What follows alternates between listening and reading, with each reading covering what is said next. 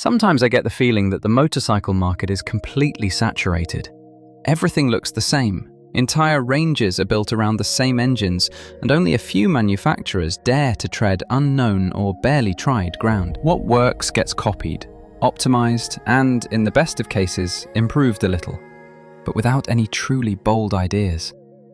Those have become very rare sights. Where are the brands who dare? The ones who build things you can't easily pigeonhole? Today, we're talking about one of those rarities. We're heading out for a ride to enjoy ourselves. This time, it's not so much a test, more about the feeling. What feeling does this, let's say, circus bike or show bike awaken, in the good or the bad sense? The answer will come from this route out of Vienna, heading to the beautiful Wachau. And, well, anyway, let's go. The curtain rises for the Benda Napoleon Bob 250.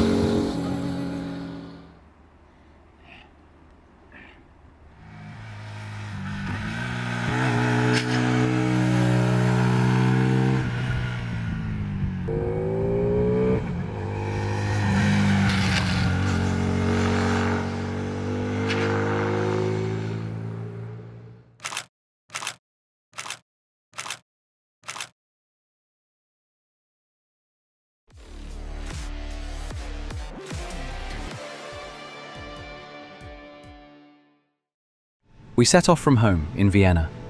You fire up the engine, and in the very first instant, it's crystal clear that these 250 cubic centimeters are very, very different, very distinct.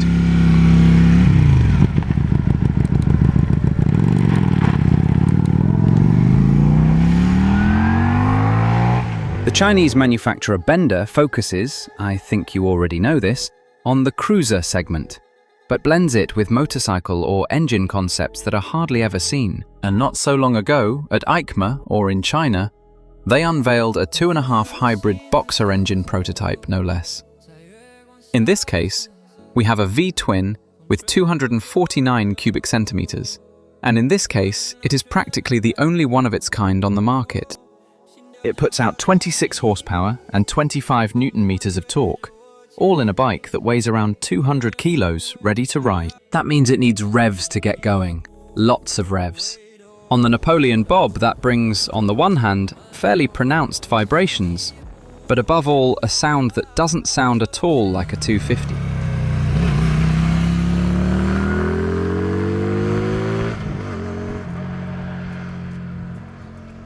How has Benda passed the noise regulations? No idea, but hey, here it is. As soon as they rev the engine, the bike growls and demands attention, pulling away from a standstill, shifting down, actually, every time you touch the throttle. It doesn't sound bad at all. It sounds super sure of itself, and with a very loud note, sometimes almost absurdly loud.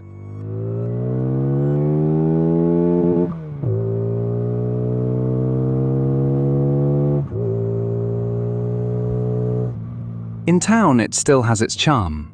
That sound suits the visual presence Benda has created here. And at a standstill at traffic lights or at idle, it behaves very calmly. But as we head towards the forest of Vienna, the Wienerwald, and there you have to hold the throttle open for longer, that constant rumble becomes, let's say, something for very carefully chosen, very few tastes. Even so, within the first hour, it's clear. This bike has far more character than many bikes with several times its displacement. My mate Gregor, who was on the classic 650, was cracking up when he heard me accelerate in town. It really sounds like a much, much bigger bike with much more power is coming, and you hear it creeping closer bit by bit. But anyway, as soon as we leave the city and head west, the Napoleon Bob shows its second speciality, the riding position. The foot pegs are very far forward and the handlebar is very low, extremely low. The result is a stance that's reminiscent of the custom bikes from those TV shows on MTV and the like Orange County Choppers. Not sure if you'll know it. For taller riders, it ends up almost comical. Knees very high, arms very low, a very folded, hunched forward pose. From the outside, it's an image that sits somewhere between funny, comical, and cool. But ergonomically, it demands quite a bit of physical effort and getting used to it. With my height, with my 1.71 m, to be honest, I had no complaints on that front. But taller riders did. What you do have to say is that, thanks to that odd posture, even just rolling out of Vienna feels great. It turns everything into a little show. What you also discover once you're out of town is that the seat is a bit particular. I don't know if any of you cycle, but on a bicycle it's fairly common among men, or relatively common, to suffer a certain numbness in the groin when the saddle puts a lot of pressure on the nerves. And this is the first time in my life that something similar has happened to me on a motorbike. And I think that's down to the particular pointed shape of the seat, although I'll insist, my colleagues didn't complain here either.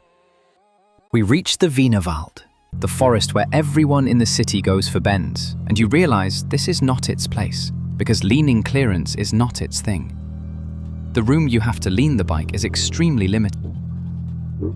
If you lose focus for a moment, even though the feelers are quite short, you will be scraping the pegs on the ground in no time.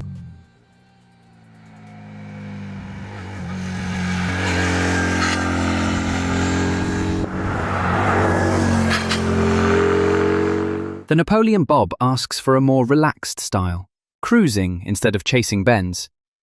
And it is true that this suits the bike's personality perfectly. It is not a sports bike, not at all, and it does not want to be.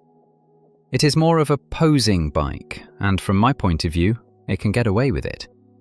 You can picture it. Summer sunbeams through the trees, the forest, the hills, the Danube off to one side, and among all that, this gorgeous and very unusual bike.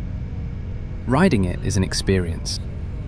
In this idyllic scene, the Napoleon Bob feels like a rolling contrast, because visually it is a proper slap in the face. Bronze-coloured cylinder heads, an engine that looks much bigger than it is, good quality paint, a trapezoidal fork, fat tyres. It's got a 160 on the rear. That floating bobber seat I mentioned earlier, and a very smart TFT screen with a little gear animation. Very, very quirky. For less than $5,000, you get a bike that looks like a custom builder crafted it, for a 5-digit figure. But once you are moving, the premium segment is not matched quite as successfully. The peculiar front fork is soft, fine, and on a cruiser you do not exactly need ultra-precise feedback from the front end. But the rear shock absorbers really test how much you are willing to pay for the Napoleon Bob's uniqueness. Benda quotes only 38 millimeters of travel in the shock, and in practice that is little, very little. Every small knock goes straight into your lower back. Every ripple you ride over, every bump. That is made worse by the hunched forward posture. Thank goodness you enjoy looking at it from the outside, because stops on this bike are very frequent and very necessary. Fortunately, at the end of this route there is a place that knows how to look after us bikers. The Motorrad Hotel Rosé in Maria Tafel. Moho or Motorrad Hotel have sponsored the channel for many years, and that is where we stay whenever we head off on trips. They look after bikers like nowhere else. So we arrive, park the bike, there is always a reserved space for motorbikes, sit down, order a few beers, really good food, and relax on the hotel terrace, where you can see almost half of Austria. If we are being strictly objective, the Napoleon Bob has a few items on the to-do list. Riding position, suspension, and cornering clearance. There is a lot of room for improvement there. But at the same time, Benda shows a lot of courage. Courage for an idea other manufacturers do not dare to try. And from that comes a riding experience that is absolutely unique. To head out for a ride and rack up the miles, you will need a certain tolerance for pain, but it is hard to find more attention, more attitude, and more character per dollar anywhere else. It has its good sides too. It offers a unique soundtrack and a look and a visual satisfaction that few bikes give you at this price. It is a physical bike, yes, but also a very emotional one. On the Napoleon Bob, you feel that every second you have spent with it, you have managed to escape the daily grind, and that you are riding something truly special. For some people, that alone is reason enough to buy. If you have any questions about this bike, I will gladly answer in the comments. And I have a lot of respect for Benda, for what they are doing and how bold they are. And I hope in the coming years, they become a more or less stable manufacturer that we see more often on our roads and streets. We will see how this very niche brand develops. I am extremely curious. Anyway, thanks again for being there, and we will see each other very soon. Ciao ciao. See you later. Thanks.